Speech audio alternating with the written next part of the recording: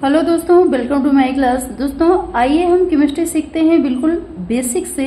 देखिए, केमिस्ट्री सीखने के लिए, केमिस्ट्री पढ़ने के लिए सबसे जरूरी क्या है, उसका बेसिक क्लियर हो। तो बेसिक में क्या है, जैसे कोई पदार्थ जिनसे मिलकर बना है, परमाणुओं से, अणुओं से, तत्वों से, तो इनके बारे में, इनका प्रतीक क्या है, इनका क्रमांक क्या है, इनका भार क्या है, ये सब चीजें हमें पता होनी चाहिए। मिनिमम 30 तक तत्वों का परमाणु क्रमांक, उनका भार, ये सब आपको याद होना चाहिए, ताकि आगे हमें केमिस्ट्री में रासायनिक अभिक्रियाओं को बनाने में, रासायनिक समीकरण को बनाने में और उनका भार निकालने में, उनको बैलेंस करने में आसानी हो। ठीक है, तो अगर ये चीजें दोस्तों क्लियर हैं तो हम केमिस्ट्री बहुत आसानी से सीख सकते हैं। केमिस्ट्री कोई हुआ नहीं है। ठीक है, जैसे बोलते हैं ना, हिस्ट्री केमिस्ट्री बड़ी बेवफा, रात भर पढ़ो सवेरे सफा।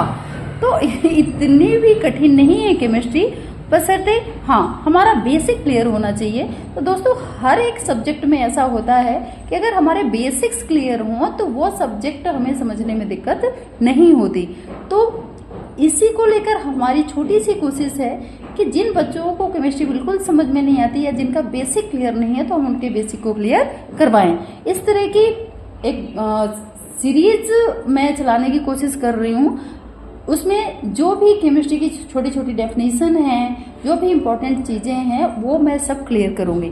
तो सबसे पहले हम यहाँ पे दोस्तों देख लेते हैं कि कुछ तत्वों के परमाणु क्रमांक, प्रतीक, नाम, भार कैसे निकाला जाता है और ये क्या होते हैं। तो यहाँ पे देखिए, जैसे हाइड्रोजन है तो हाइड्रोजन पहले नंबर पे आता है। अब देखिए दोस्तों, इसका क्रमांक क्या है। जैसे आप कोई भी एग्जाम देने जाओ तो आप रोल नंबर से बैठते हो, 1 2 3 4।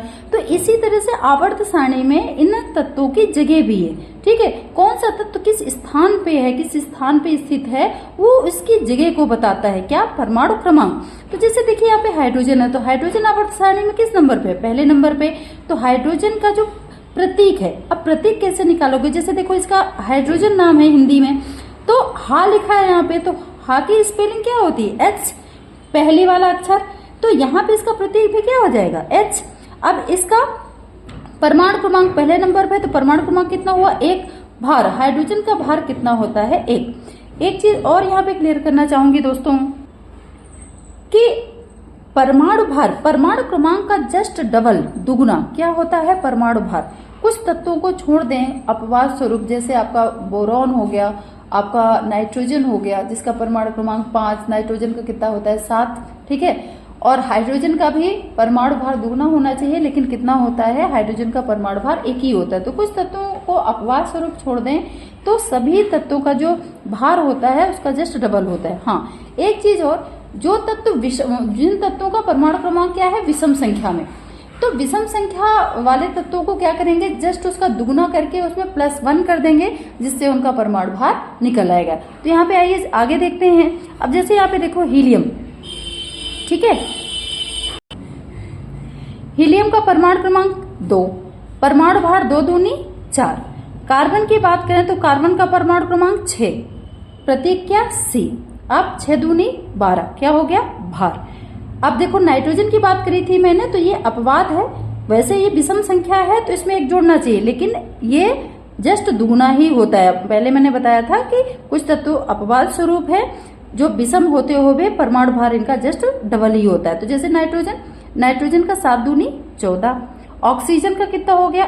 8 परमाणु क्रमांक, तो भार कितना हो गया? 8 दूनी 16। इसी तरह फ्लोरीन का परमाणु क्रमांक कितना है? 9। तो यहाँ पे भार कितना हो जाएगा? विषम संख्या है, 9 दूनी कितना होता है? 18। 18 + 1 कितना हो जाएगा? 19। इसी तरह आपका क्या है? सोडियम। ठीक है, अब सोडियम का 11 विषम। इसी तरह अगर हम फ्लोरीन की बात करें तो फ्लोरीन का देखिए 9 दूनी 18, 18 + 1 19। सोडियम विषम संख्या ये भी है, तो सोडियम का क्या है? 11 दूना 22 और 22 और 1 23। ठीक है, इसी तरह मैग्नीशियम सम संख्या है, तो 12 दूना कितना हो गया? 24। फिर अगर हम एल्युमिनियम की बात करें तो ये भी क्या है? एक विषम संख्या है, तो एल्युमिनियम का परमाणु क्रमांक कितना है? 13। 13 में 2 का मल्टीप्लाई करेंगे तो 13 मतलब 13 दूना क्या हो जाएगा? 26 और 26 में 1 जोड़ेंगे दोस्तों तो कितना हो जाएगा 27। ठीक है। इसी तरह फास्फोरस एक विषम संख्या, फास्फोरस का परमाणु क्रमांक एक विषम संख्या है 15, तो 15 दूना 30 और 30 में 1 जोड़ेंगे तो कितना हो जाएगा 31। ठीक है। तो फास्फोरस का जो परमाणु भार हो गया वो कितना हो गया 31। ठीक है। इसी तरह सल्फर का 16 और इसका भार कितना हो गया 16 दूना 32। अब यहाँ पे एक चीज ध्यान रखिएगा, क्लोरीन भी एक विषम संख्या वाला परमाणु, विषम संख्या में है इसका परमाणु क्रमांक, लेकिन दोस्तों इसका क्या होना चाहिए 17 दूना 34 और प्लस 1 35, लेकिन इसका क्या होता है 35.5। ये कुछ ऐसे तत्व हैं जिनका परमाणु भार आपको ध्यान रखना है। ठीक है। तो यहाँ पे क्लोरीन का 35 होना चाहिए, लेकिन एक क्लोरीन कितना है 35.5, ये ध्यान रखिएगा। पोटेशियम फिर से विषम संख्या 19 दूना 38, मतलब 19 टू जा कितना हो गया 38 में 1 आप जोड़ोगे तो कितना हो जाएगा 39। इसी तरह से अगर हम कैल्शियम की बात करें तो कैल्शियम का कितना है आपका परमाणु क्रमांक 20 और 20 दूना 40, तो कितना हो गया 40। क्रोमियम का 24, तो 24 दूना कितना होता है दोस्तों। यहाँ पे एक चीज देखिएगा दोस्तों, जैसे क्रोमियम है तो क्रोमियम का कितना होता है 24, तो 24 दूना हम करेंगे तो कितना आएगा 48, लेकिन इसका कितना है 52, मतलब 48 में यहाँ क्या करना है तो सम संख्या, लेकिन इसमें हम क्या कर देंगे +4। ठीक है। जो क्रोमियम है आपका आयरन है, इन दोनों का परमाणु क्रमांक, इन दोनों के परमाणु क्रमांक का जस्ट डबल करेंगे, जितना आएगा उसमें हम कितना करेंगे +4। ये क्रोमियम में भी लागू होगा और आयरन में भी। ठीक है। तो ये हो गया दोस्तों कुछ तत्वों का परमाणु क्रमांक और परमाणु भार। देखिए जो सबसे ज्यादा जरूरी है परमाणु क्रमांक और परमाणु भार वो 30 तक, मतलब जिंक तक आप याद कर लो। ठीक है।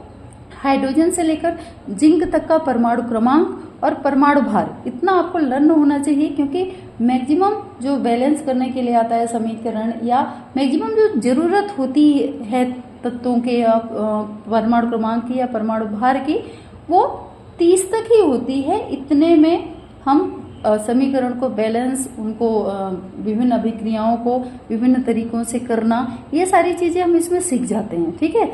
लेकिन आपको 30 तक परमाणु क्रमांक और परमाणु भार बिल्कुल रटा हुआ होना चाहिए उनके प्रतीक से। ठीक है। तो आई होप दोस्तों ये वीडियो आपको समझ में आई होगी, अच्छी लगी होगी। वीडियो अच्छी लगी हो तो वीडियो को लाइक शेयर एंड चैनल पे नए हो दोस्तों तो चैनल को सब्सक्राइब करना ना भूलें। Thank you.